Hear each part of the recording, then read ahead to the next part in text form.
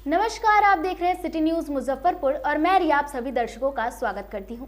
खबरों की ओर आगे बढ़ने से पहले आइए एक नजर डालते हैं आज की मुख्य सुर्खियों पे। कांची थर्मल पावर में चोरी करने आए अपराधियों ने गार्ड को गोली मारकर किया घायल।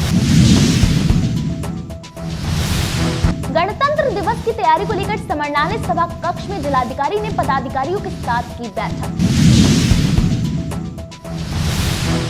और सराय थाना क्षेत्र के बहिलवाड़ा गांव में अपराधियों ने सो रहे बुजुर्ग की गला रेत कर की हत्या। तो ये थी आज की मुख्य सुर्खियां। अब खबरें विस्तार से।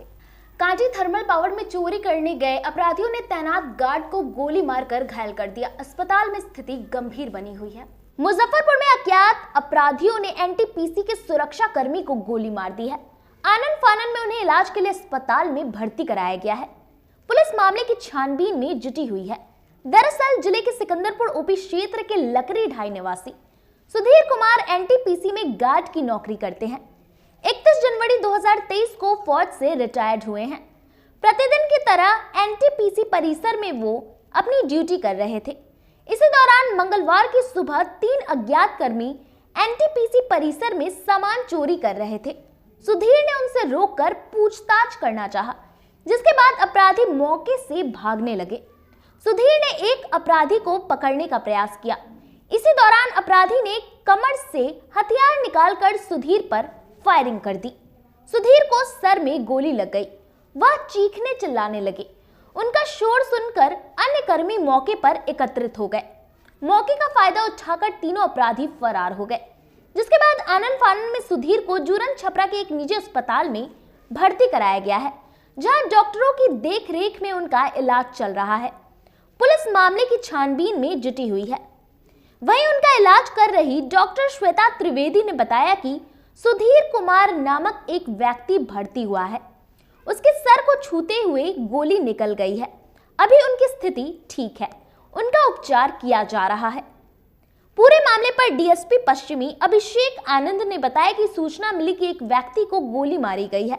इलाज के लिए उनको अस्पताल में भर्ती कराया गया है। मामले की छानबीन की जा रही है।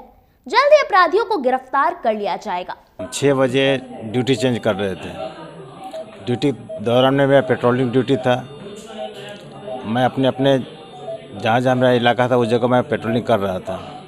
4 नंबर पोस्ट से आगे एजीएम साहब क्वार्टर के और सीओ साहब क्वार्टर के बगल में तीन अज्ञात आदमी जो है कुछ सामान काट रहे थे, चोरी कर रहे थे। हम उसको बुलाए, इधर आप कौन है? बोला कि हम एनटीपीसी का आदमी है। हम बोले कि तुमको तो पहचानते नहीं है, तुम इधर आओ। वो आया और भागना शुरू कर दिया। हम उसका पीछा किए। एक बंदा दीवार पे चढ़ करके और 2 बंदा का खींचने की कोशिश कर रहा था। उसी दौरान हम चिल्लाना शुरू कर दिए, पकड़ने की कोशिश करना शुरू किए। उसी को फायर कर दिया। वो क्या आदमी से था वो लोग? और 3 आदमी से था। कहाँ लगा है गोली आपको? गोली सर में मारा था, लेकिन यहाँ मार के किधर भागा? वो जंप करके चला गया उस पर। अब हल्ला नहीं किए? सायरन नहीं बजा वहाँ पे? हल्ला किए। जब तक आदमी जुटा तब तक वो निकल चुका था। अच्छा, क्या नाम हुआ आपका? मेरा नाम सुधीर कुमार। उम्र? 38 साल। कहाँ घर हुआ? घर तो मुजफ्फरपुर। अच्छा, ये जो था वो लोग कितने तादाद में? 3 लोगों से था? 3 लोग था। चेहरा वरा देखे थे इन लोग का? चेहरा देखे थे क्या लोकल था या पहचान पाए थे? नहीं, लोकले था। लोकले था। पेशेंट आया क्या? हाँ जी, कैसा सिचुएशन है इनका? ठीक है। लकी रहे हैं कि गोली जो है सर को छू के निकला है, तो ज़्यादा चोट नहीं लगा है। पेशेंट अभी स्टेबल है। हम लोग ऑब्जर्वेशन में रखे हुए हैं इनको। कितनी इंजरी है इनके? एक ही गोली लगा है। हाँ, ये आज सुबह की घटना है जहाँ पे कि कांटी एनटीपीसी में 2 गार्ड थे। उनको 3 लोग, कांटी एनटीपीसी का जो बाउंड्री है उसको पार करके 3 लोग अंदर घुसे थे। जिनको गार्ड ने देखा तो उसमें से 2 लोग भागने में सफल हुए, जो और तीसरा जो था उसके द्वारा एक फायर किया गया, जिससे कि एक गार्ड को चोट आई। वो गार्ड इलाजरत है और ये भागने में सफल हुए। संभवतः चोरी की नीयत से आए थे। इसके लिए हम लोग अभी उद्घाटन में लग गए हैं और जल्द से जल्द इसका उद्घाटन करके जो लोग इसमें। सराय थाना क्षेत्र के बहिलवाड़ा गांव में अपराधियों ने सोए हुए बुजुर्ग की गला काटकर हत्या कर दी। मुजफ्फरपुर में अज्ञात अपराधियों ने एक की गला रेत कर हत्या कर दी। परिजनों में चीख पुकार मचा हुआ है। पुलिस मामले की छानबीन में जुटी हुई है। मामला जिले के सरैया थाना क्षेत्र का है।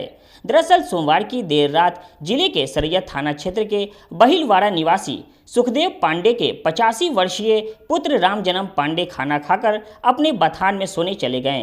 अहले सुबह ग्रामीण उनके बथान के बगल से गुजर रहे थे, तभी खून से लथपथ उनका शव दिखा, जिसके बाद गांव में दंगल की तरह बात फैल गई। मौके पर ग्रामीणों की भीड़ जुट गई। परिजनों का रो रो कर बुरा हाल हो गया है। ग्रामीणों के द्वारा सरैया थाना की पुलिस को मामले की जानकारी दी गई। सूचना के आलोक पर एसडीपीओ सरैया कुमार चंदन, सरैया थाना प्रभारी जयप्रकाश सिंह दलबल के साथ मौके पर पहुंचे। मामले की छानबीन में जुट गए। शव को कब्जे में लेकर पोस्टमार्टम के लिए एसकेएमसीएच भेज दिया गया। पुलिस आसपास के लगे सीसीटीवी को भी खंगाल रही है। मृतक के भाई राजीव भूषण पांडे ने बताया कि भैया रात में खाना खाकर सो गए थे। सुबह पता चला कि उनकी हत्या हो गई है। किसी ने उनका गला रेत कर हत्या किया है। मुझे आशंका है कि स्थानीय लोगों ने ही उनकी हत्या की है। पुलिस आई थी। पुलिस मामले की छानबीन कर रही है। पूरे मामले पर एसडीपीओ सरैया कुमार चंदन ने बताया कि एक अज्ञात अपराधियों के द्वारा एक व्यक्ति की हत्या कर दी गई है। शव को कब्जे में लेकर पोस्टमार्टम के लिए भेज दिया गया है। मामले की छानबीन की जा रही है। परिजनों को आवेदन देने के लिए बुला गया है। आवेदन कर आधार पर कार्रवाई की जाएगी। हमारे बाबा का हत्या हो गया है। वो सोए हुए थे बथान में। हम लोग सुबह गए तो देखे कि मतलब उनका हत्या किया गया है। हमारा दुकान भी तोड़ दिया गया है। क्या लग रहा है कौन सा किया? किसी पे शक है? शक तो नहीं है, नहीं देखे तो अंदाजे किसका नाम बोले। पहले नहीं, किसी पे कोई भी बात पहले नहीं थी। किस तरह से हत्या किया? हत्या कैसे किया? क्या देखे?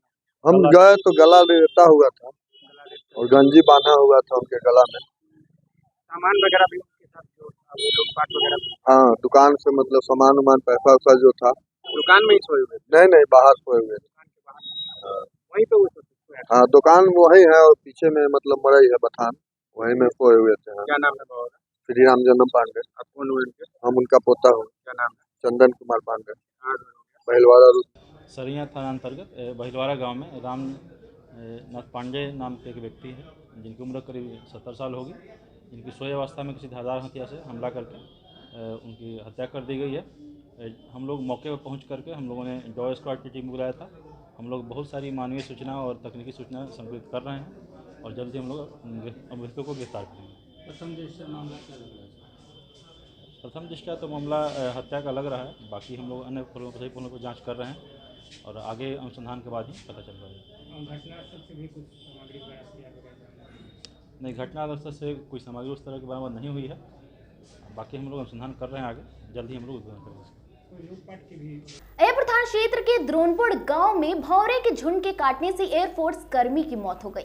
जिले में भंवरे के काटने से एयरफोर्स के कर्मी की मौत हो गई है। पोस्टमार्टम के लिए एसकेएमसीएच लाया गया है। घटना जिले के अय्यपुर थाना क्षेत्र के द्रोणपुर गांव की है।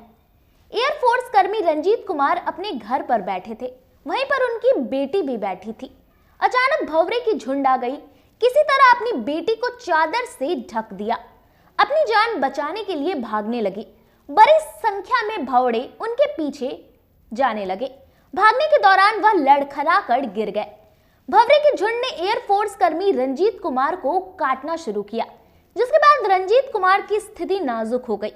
परिजनों ने आनन फानन में इलाज के लिए एसकेएमसीएच लाया, जहां डॉक्टरों ने उन्हें मृत घोषित कर दिया, जिसके बाद पोस्टमार्टम के लिए भेज दिया गया है।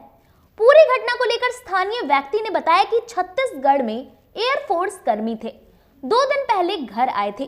बीते दिन अपने दरवाजे पर बैठे थे। अचानक भंवरे की झुंड ने उन पर हमला कर दिया, जिससे उनकी मौत हो गई। घटना है हमारे ग्राम पंचायत के। रंजीत कुमार जी नाम हुआ इनका। एयरफोर्स में चंडीगढ़ में कार्यरत थे और परसों ही आए थे घर पर अपना छुट्टी के लिए और कल सवेरे में ही अपने ग्रामीण दरवाजे पर ही थे। उसी बगल में शायद भंवरा का छत्ता लगा हुआ था कि पहले से उड़ के कहीं से आ रहा था। एक बाइक इनके ऊपर लपट गया। ये बहुत बचाने की कोशिश की है। शरीर पर लपट, हाँ पूरा देह पर लपक गया। कोशिश किए बचाने का, लेकिन ये नहीं हुआ। आनन फानन में सभी लोग मिलकर के मेडिकल कॉलेज लाए यहाँ इलाज के लिए, लेकिन यहाँ डॉक्टर ने उन्हें मृत घोषित कर दिया। और ये पूरी घटना हो, छुट्टी के लिए आए थे, 2 महीने की छुट्टी आए थे, तो परसों सवेरे आए थे। इसके बाद कल उनको सवेरे सवेरे अपने बच्चे के साथ में, नाती के साथ में खेल रहे थे। खेलते खेलते में कहीं से भौरा उड़ा और भौरा आके इनके ऊपर टूट पड़ा। तो उन्होंने मुंह से आवाज़ निकालते हुए, हल्ला करते हुए भागे, बेटी को आवाज़ दिए, सिंपी सिंपी दौड़, भौरा हो बउआ को लेके जो। बउआ को नीचे डाल दिए बिस्तर पे और ये एक चादर से ढक दिया और भाग लिए पीछे, घर के पीछे साइड से।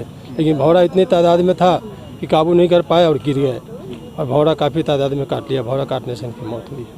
भौरा काटने से सदर थाना क्षेत्र के कच्ची पक्की एनएच के समीप खड़ी ट्रक से चोरों ने बड़ी संख्या में रिफाइंड के कार्टन की चोरी की है। जिले में जब ठंड ने दी दस्तक तो बढ़ गया चोरों का आतंक। पुलिस द्वारा की जा रही गश्ती के तमाम दावों को धत्ता बताते हुए चोर अब एनएच किनारे खड़े ट्रक को बना रहे हैं अपना निशाना। ताजा मामला मुजफ्फरपुर जिले के सदर थाना क्षेत्र के कोल्ड स्टोरेज चौक के समीप की है, जहां सोमवार की संध्या एक ट्रक नारायणपुर रैक पॉइंट से दरभंगा के लिए रिफाइंड तेल लोड किया। वहीं कोहरे के कारण उक्त ट्रक को सदर थाना क्षेत्र के रंजीत कोल्ड स्टोरेज चौक के पास एनएच 28 किनारे खड़े कर ट्रक चालक कोहरा कम होने का इंतजार कर रहा था। इसी बीच देर रात चोरों ने ट्रक के पीछे से ट्रक पर लगे तिरपाल को काटकर तकरीबन 5 से 6 लाख रुपए मूल्य के रिफाइंड के तेल की चोरी कर उक्त ट्रक से फरार हो गए। वहीं जब सुबह अपने गंतव्य को जाने के लिए ट्रक चालक उठा तो देखकर उसके होश उड़ गए, जिसके बाद पूरे मामले की सूचना ट्रक चालक ने ट्रक मालिक को दी। जिसके बाद सूचना पर पहुंचे ट्रक मालिक ने पूरे मामले की जानकारी सदर थाना क्षेत्र की पुलिस को दी।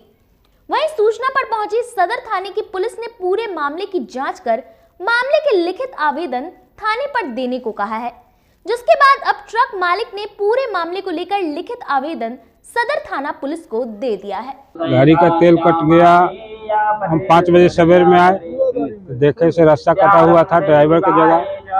चेक करने के दौरान में पाया गया 500-600 पेटी तेल भरा। कहाँ से लोड किया था, कहाँ जा रहा था? नारायणपुर से लोड किया और जाना था दरभंगा। क्या चीज लोड है? रिफाइंड तेल। लगभग कितने मूल्य का सामान गया है? क्या घटना हुआ, चोरी हो गई है गाड़ी से? हाँ, गाड़ी से चोरी हो गई है। मतलब गाड़ी कल नारायणपुर से लगभग 9:30 के आसपास लोड हुआ और मुजफ्फरपुर से दरभंगा के लिए लोड हुआ था। तो गाड़ी अपना कच्ची पक्की में आके खड़ा हो गया। तो सवेरे हम लोग घटनास्थल पर देखे कि गाड़ी में से माल कटा हुआ है। कुहा के कारण गाड़ी को खड़ा कर दिया? हाँ, कुहा के कारण। हम लोग सोचे सवेरे में जाएगा। गाड़ी में तेल लोड है। क्या रिफाइंड? हाँ, रिफाइंड लोड है। कितने का चोरी होगा? लगभग 5-6 लाख। यही सूचना मिली थी कि यहाँ गाड़ी में जो है चोरी हो गया था। जी। अभी इसमें जांच का विषय है, जांच होने के बाद ही कुछ पता चलेगा कि आगे तब कार्रवाई किया जाएगा। रिफाइंड की चोरी है ना? 24 जनवरी को पटना में होने वाली कर्पूरी ठाकुर जयंती को लेकर मंत्री मदन सहनी ने सर्किट हाउस में जदयू के कार्यकर्ताओं के साथ बैठक की। आगामी 24 जनवरी को जनता दल यूनाइटेड की ओर से पटना के वेटनरी कॉलेज में आयोजित जननायक कर्पूरी ठाकुर जयंती को सफल बनाने के लिए मंगलवार को समाज कल्याण विभाग के मंत्री मदन सहनी ने सर्किट हाउस में जिला जदयू के अधिकारी और पदाधिकारियों के साथ एक बैठक की। बैठक के बाद मीडिया को संबोधित करते हुए मदन सहनी ने कहा कि जननायक कर्पूरी ठाकुर का 24 जनवरी को 100 वर्ष पूरा होने जा रहा है। 100 वर्ष पूरा होने पर जन शताब्दी समारोह का आयोजन किया गया है। इस समारोह में पूरे बिहार से लाखों की संख्या में लोग पटना पहुंचेंगे। इसमें मुजफ्फरपुर से करीब 10,000 लोग इस जयंती समारोह में शामिल होंगे। इस जयंती समारोह में कर्पूरी ठाकुर के द्वारा किए गए कार्य और मुख्यमंत्री नीतीश कुमार के द्वारा किए गए कार्य को प्रस्तुत किया जाएगा। हम लोग आए हैं 24 जनवरी को जननायक कर्पूरी ठाकुर जी का 100 साल पूरे होने जा रहा है, जन्म शताब्दी दिवस। और उसी अवसर पर हम लोग जनता दल यूनाइटेड की ओर से पटना के वेटनरी कॉलेज मैदान में एक बड़ा सभा होगा, जिसमें जननायक कर्पूरी ठाकुर जी का जयंती समारोह मनाया जाएगा। और उसी सिलसिले में हम लोग अभी मुजफ्फरपुर ज़िला में आए हैं और मुजफ्फरपुर ज़िला के जितने भी जनता दल यू के साथी हैं और ख़ास करके जो हमारे अत्यंत पिछड़ा वर्ग के भी साथी हैं और सभी लोग हैं जो इसकी तैयारी के लिए हम लोग आए हैं। और इसमें कम से कम 10,000 से ज़्यादा लोग मुजफ्फरपुर से जाएंगे, उसकी तैयारी करेंगे और उसमें पार्टी स्तर से लेकर के और वो लोग खुद अपने स्तर से और हम लोग भी उसमें पूरा सहयोग करेंगे और 2 लाख से ज़्यादा का वहाँ जुटान होगा। और फिर राज्य स्तर पर जितने काम किए गए हैं जननायक कर्पूरी ठाकुर जी के द्वारा और माननीय मुख्यमंत्री जी ने जो काम किए हैं, खास करके जो अति पिछड़ों को आरक्षण देने का काम किए हैं, अभी जातीय गणना हुआ है, इन तमाम मुद्दों को लेकर के बिहार में जो विकास हुए हैं उसको भी हम लोग उस समय रखेंगे 24 जनवरी को। और जननायक के द्वारा जो काम किए गए हैं अति पिछड़ों को खास करके आगे बढ़ाने के लिए, बिहार को आगे लाने के लिए और समाजवादियों को जो एकजुट करने का काम किया गया है और उसके माध्यम से जो इंडिया गठबंधन माननीय मुख्यमंत्री जी के प्रयास से बने हैं, उस सारे मुद्दे हम लोग उस में रखेंगे। और 2024 में जो चुनाव लोकसभा का होना है उसमें भारतीय जनता पार्टी को हम लोग रोकने में किस तरह से काम करेंगे उस पर चर्चा होगी और यही आज का उद्देश्य है। आज संक्षिप्त हम लोग मुजफ्फरपुर में उनका एक भी प्रतिमा नहीं है, उनके नाम पर राजनीति तो बरसों से देखिए, एक बात आप समझ लीजिए, जन नायक कर्पूरी ठाकुर जी का प्रत्येक जिला में माननीय मुख्यमंत्री जी के द्वारा जननायक कर्पूरी ठाकुर छात्रावास का निर्माण कराया गया है और 38 जिला में वह संचालित है। मुजफ्फरपुर में भी होंगे।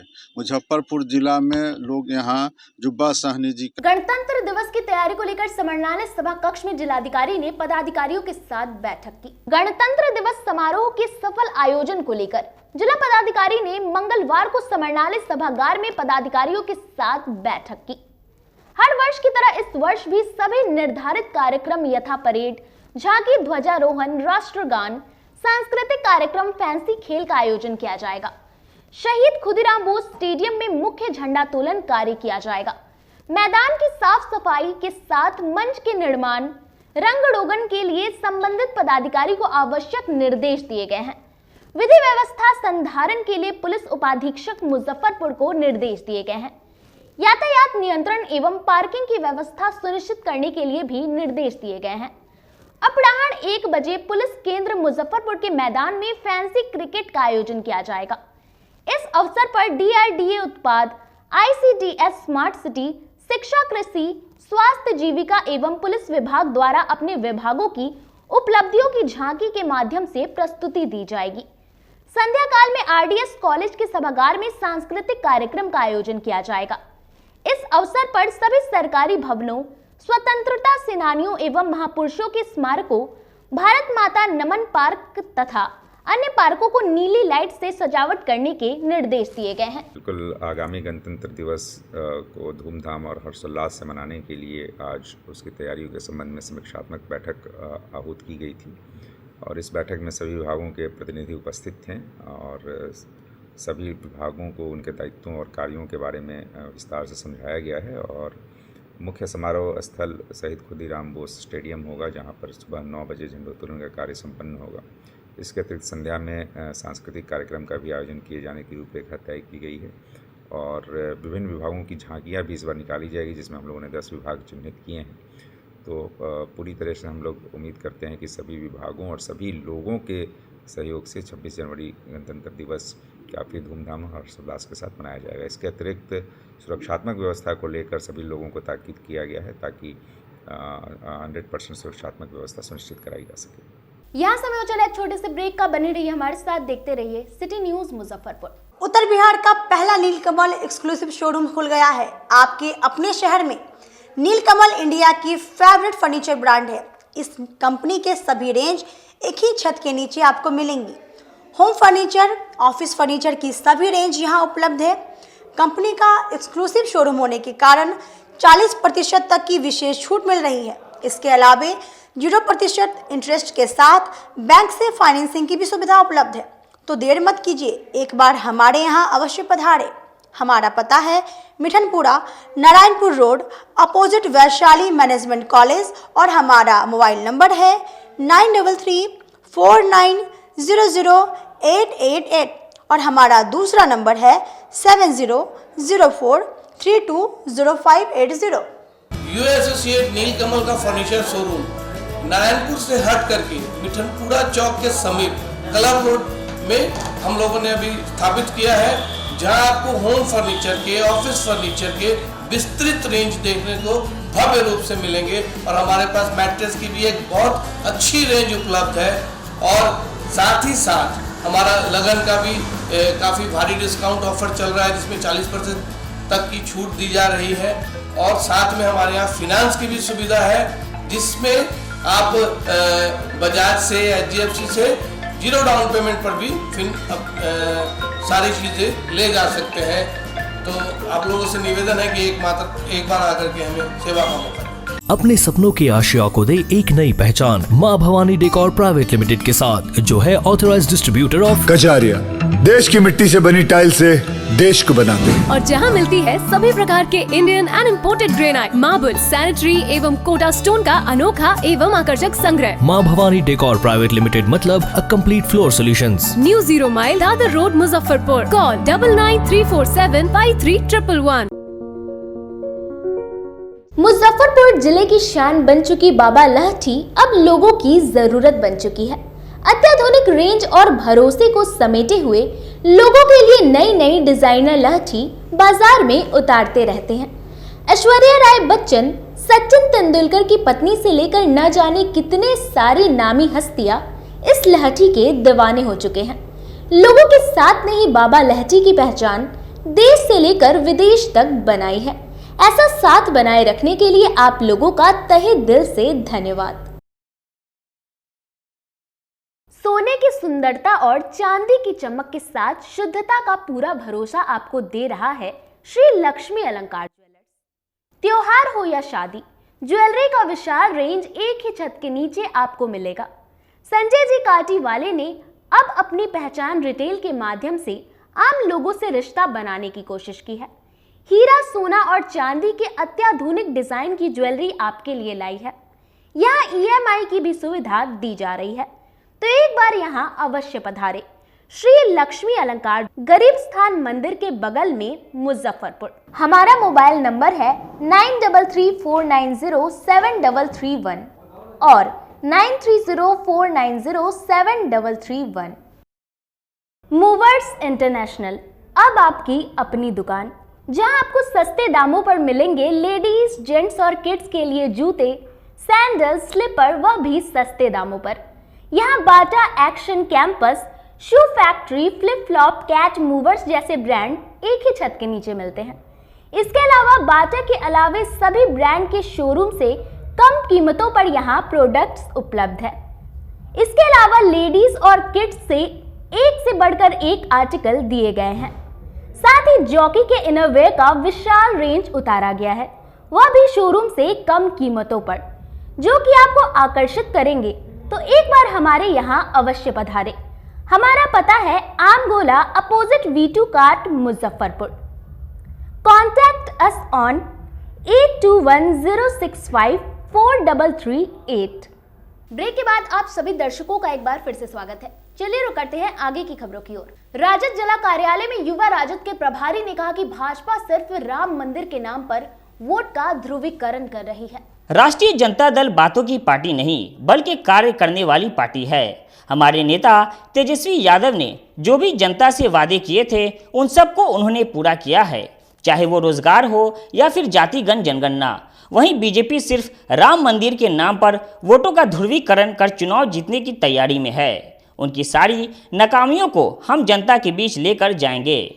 मंगलवार को जिला राजद कार्यालय में युवा राजद की बैठक के बाद प्रभारी युवा नेता ने मीडिया से बात करते हुए ये बातें कही। उन्होंने बताया कि 2024 और 25 की चुनाव की तैयारी को लेकर आज हम लोगों ने एक बैठक की है। इस बैठक में निर्णय लिया गया है कि जनता के बीच जाकर हम अपने कार्य को जनता के समक्ष रखेंगे। वहीं भाजपा के झूठे वादों के परिंदे को भांडाफोड़ करेंगे। हमने बैठक में ये चर्चा किया है कि आगे हमें कैसे बढ़ना है, हमारे पार्टी को कैसे मजबूत बनाना है। हम युवा राजद के विंग के लोग हैं, हमें यहाँ का प्रभारी बनाया गया है और इससे आगे होने वाले चुनाव 24 और 25 में पार्टी किस मजबूती से लड़ेगी उस पर चर्चा हो रही है।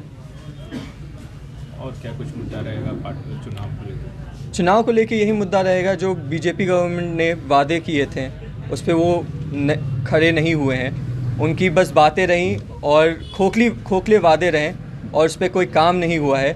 और ये हम लोग का काम है लोगों को जागरूक करवाना कि कैसे वो बस बातों के पार्टी है और उनसे काम नहीं हो पा रहा है, और कैसे हमारे माननीय उप मुख्यमंत्री तेजस्वी जी ने वादा किया था रोज़गार देने का, और उन्हें अपने वादे को पूरा किया है। अभी तक 5 लाख रोज़गार मिल चुका है और अभी 2 साल बाकी है, उसमें 1.5 साल 2 साल बाकी है, उसमें भी बाकी का रोज़गार दे दिया जाएगा।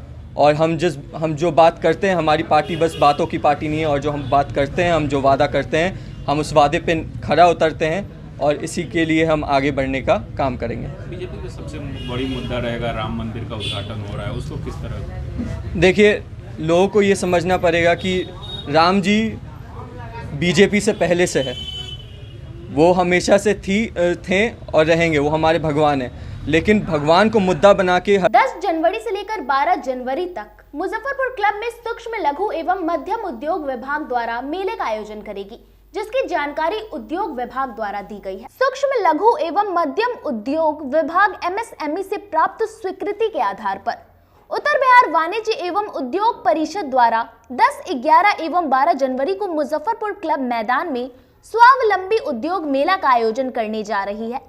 मेले के सफल आयोजन को लेकर बुधवार को मुजफ्फरपुर क्लब में एक बैठक आयोजित की गई। बैठक के बाद मीडिया को संबोधित करते हुए परिषद अध्यक्ष ने कहा कि बुधवार को संध्या 4 बजे से मुजफ्फरपुर जिलाधिकारी SSP MSME के संयुक्त निदेशक राव साहब और स्टेट बैंक ऑफ इंडिया के DGM नायक सर के हाथों से संयुक्त रूप से इस मेले का उद्घाटन किया जाएगा। संध्या 6 बजे से हास्य कवि का सम्मेलन किया जाएगा। गुरुवार को उद्यमियों के साथ सेमिनार का आयोजन किया जाएगा। संस्कार भारती के द्वारा संध्या में सांस्कृतिक कार्यक्रम का आयोजन किया जाएगा। शुक्रवार को केंद्रीय राज्य मंत्री नित्यानंद राय, सांसद अजय निषाद और मेयर निर्मला साहू के हाथों से उद्यमियों को सर्टिफिकेट प्रदान किया जाएगा। आज की बैठक जो हम लोग कर रहे हैं, तो आज एक तरीके से हम लोग माने जहाँ मेला स्थल है, इस मेले स्थल पर अपने कार्यालय को प्रारंभ करने का काम आज किया। अभी से हम लोग मेले से संबंधित जितने भी कार्यक्रम तय करना है, एग्जीक्यूट करना है, वो सभी कार्यक्रम हम लोग यहीं से करने वाले हैं। तो आज अभी उद्घाटन हम लोगों ने किया है यहाँ के कार्यालय का, और जो कल जो कार्यक्रम होना है उसकी विस्तृत रूपरेखा अभी हम लोगों ने बैठ कर के तय की है, और जिम्मेदारियों का जो है बंटवारा अभी हम लोगों ने किया है कि किन व्यक्तियों के द्वारा कौन सा काम संपादित किया जाएगा। मेला जो हमारा कल लगने वाला है, कल से जो प्रारंभ होने वाला है, वो मेले को हम लोग कल 11 बजे से प्रारंभ करेंगे। 11 बजे के बाद 4 बजे हम लोगों का उद्घाटन सत्र है। उद्घाटन सत्र में माननीय जिलाधिकारी प्रणव कुमार जी इस मेले का उद्घाटन करने वाले हैं। उनके साथ में SSP भी रहेंगे और अन्य पदाधिकारी भी रहेंगे। MSME के जो यहाँ संयुक्त निदेशक हैं राव साहब, वो भी रहेंगे। स्टेट बैंक ऑफ इंडिया के DGM हैं नायक साहब, वो भी रहेंगे। उन लोगों के सबके साथ हम लोग कार्यक्रम का उद्घाटन करने वाले हैं। उसके बाद 6 बजे से हम लोगों के यहाँ हास्य कवि सम्मेलन का आयोजन यहीं पर किया गया। मेला में क्या कुछ खास रहेगा? वही बता रहे हैं, 6 बजे से हम लोग का हास्य कवि सम्मेलन जो 9 बजे तक चलने वाला है। मेले का अवधि भी हम लोगों ने प्रातः 11 बजे से लेकर के और रात्रि में 9 बजे तक का समय हम लोगों ने निर्धारण किया है। 11 तारीख को 11 बजे से फिर जो है शुरू हो जाएगा मेले का, और दोपहर में हम लोग MSME डिपार्टमेंट के साथ बैठ करके उद्यमियों को, ट्रेडर को, सबको ये बताएंगे कि MSME विभाग किस प्रकार से उद्यमियों को मदद करने का काम कर रही है, ट्रेडर्स को मदद करने का काम कर रही है। वो सभी योजनाओं के साथ MSME। जिला परिषद में भ्रष्टाचार का आरोप लगाते हुए जिला परिषद सदस्य ने DDC को ज्ञापन सौंपकर अविश्वास प्रस्ताव लगाने की मांग की है। तो अब हम लोगों को डर लग रहा है माननीय से, अब हम लोगों का भी जान ले लिया जाएगा, हम लोगों के परिजन का जान ले लिया जाएगा। अगर हम लोगों के परिजनों को और हम लोगों को कुछ भी होता है तो इसका सारा दोषी जिला प्रशासन होगा। 25 सालों से एक ही परिवार का जिला परिषद पर अप्रत्यक्ष और प्रत्यक्ष रूप से कब्जा है। बाबा साहब का ये कहना था कि रानी के कोख से राजा पैदा नहीं होगा, वोट से राजा पैदा होगा। तो क्या वोट से राजा पैदा नहीं करने दिया जाएगा? उन्हीं के परिवार में उनकी बेटी, उनका बेटा, उनकी बहू, उनकी पत्नी नेता रहेंगे यहाँ। जिला परिषद सदस्यों ने जिला परिषद में फैले भ्रष्टाचार के खिलाफ एकजुट होकर डीडीसी को ज्ञापन सौंपकर जिला परिषद अध्यक्ष और उपाध्यक्ष के खिलाफ अविश्वास प्रस्ताव लाने की मांग की। 2 जिला परिषद सदस्य समरनाले पहुंचे थे। इन्होंने कहा कि जब से इन लोगों को पता चला है कि अविश्वास प्रस्ताव हम लोग लाने वाले हैं, तभी से सभी जिला परिषद सदस्यों को जान से मारने की धमकी दी जा रही है। इसलिए हम लोग आज सिर्फ 11 सदस्य पहुंचे हैं। जिस दिन वोटिंग होगी तो सारे लोग एक हो जाएंगे और जिला परिषद अध्यक्ष और उपाध्यक्ष के खिलाफ वोटिंग करेंगे।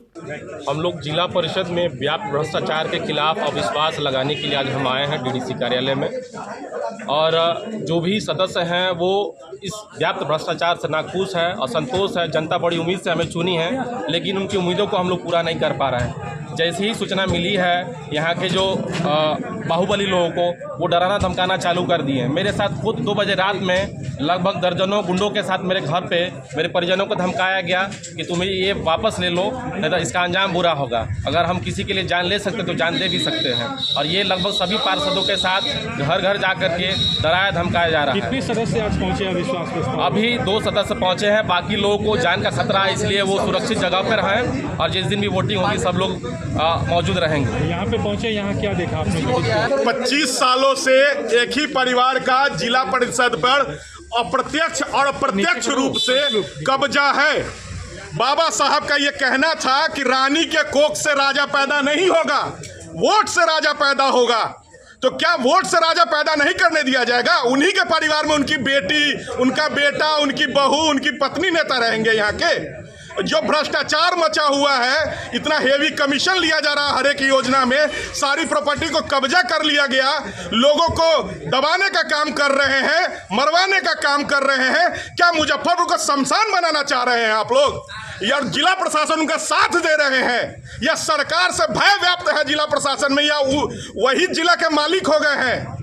ये गलत है। डीडीसी महोदय चिट्ठी रिसीव नहीं कर रहे हैं अविश्वास का, ये तो बहुत ही गलत है। ये लोकतंत्र के साथ अन्याय है, लोकतंत्र का अवमानना हो रहा है। खबरों का सिलसिला यही होता है समाप्त। अब मुझे और मेरी पूरी न्यूज टीम को दीजिए इजाजत। कल फिर मिलेंगे आपसे शहर की तमाम खबरों के साथ।